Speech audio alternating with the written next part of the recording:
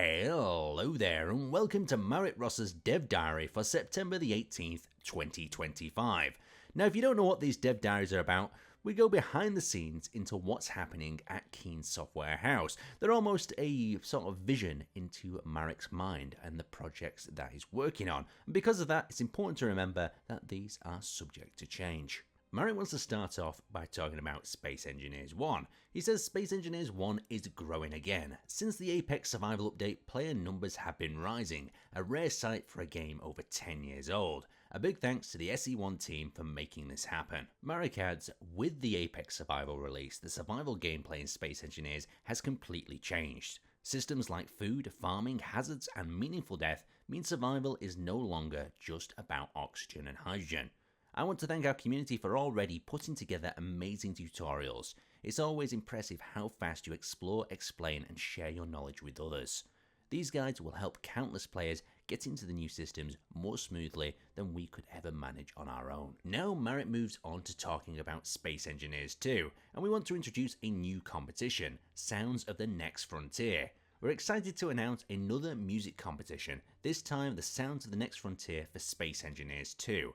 Our past two music competitions were some of the most memorable experiences for us, and we can't wait to hear the musical masterpieces you create this time. Good luck. You can find the full details for our musical competition down in the description. Now next up, for Space Engineers 2, Marek talks about colonization and map design. He says, I talked about the colonization meta loop in my previous blog post, but here is a quick summary. The heart of Space Engineers 2 gameplay is the colonization of the Almagest system. The system is divided up into regions, each with its own resources, challenges, and opportunities.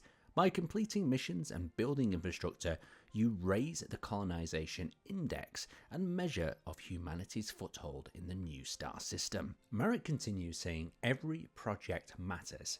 A power station, a mining outpost, and even defending against threats, everything contributes to colonization.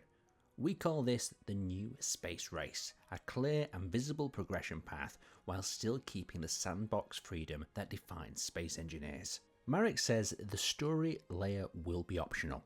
If you want to take missions from NPCs or contract blocks and push the narrative forward, or you can ignore all of it and just play pure sandbox. Colonization simply provides a purpose and a sense of progression for those who want it. Okay, we have the design, so what now? Now comes the tedious, patient, and meticulous programming work needed to make all of this real. We're implementing the progression system and the sector map. We're making GPS markers searchable and intuitive, and building the foundation for planet placement and discoveries. Once this layer is complete, we'll make it pretty and have the structure in place to grow and expand colonization into the core experience of Space Engineers 2. Marek says he can't wait to test this in a real gameplay loop.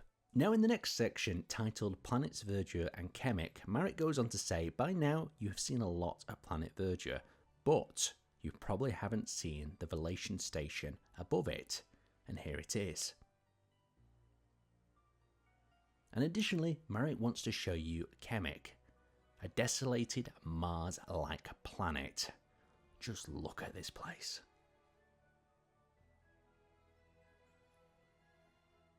To wrap things up, Marek says, I can't wait to share more with you next week. And Marek's always reading the comments on these videos and in the description of his blog posts and newsletters. So let us know what you're looking forward to most next. Are you looking forward to seeing more of Kemik, more of the Velation station, or more of our colonization map and index? What planets will be discoverable? Let us know down in the comments section below, and we will see you next time.